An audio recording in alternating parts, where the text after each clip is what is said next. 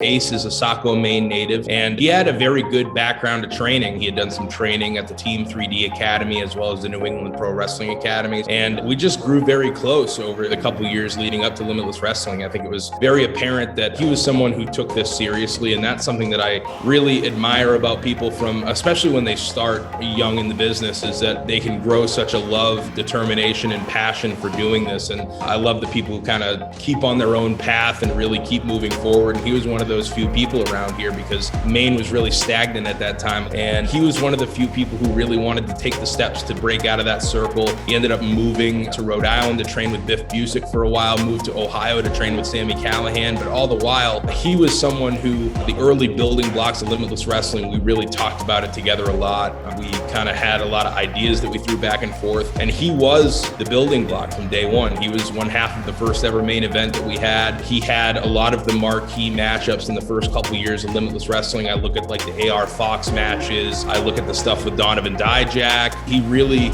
held it down and was just such a big proponent of what we were doing. And he was someone who just stuck it through the bad times and good because they weren't always good. He was such a reliable person for us to build upon and just continue to deliver, continue to beat himself up, and just have these incredible matches that have now been seen by a ton of people for, at the beginning for maybe 100 people, and it just grew from there. He believed in the vision that we were putting forth, and I can never give him enough credit for that.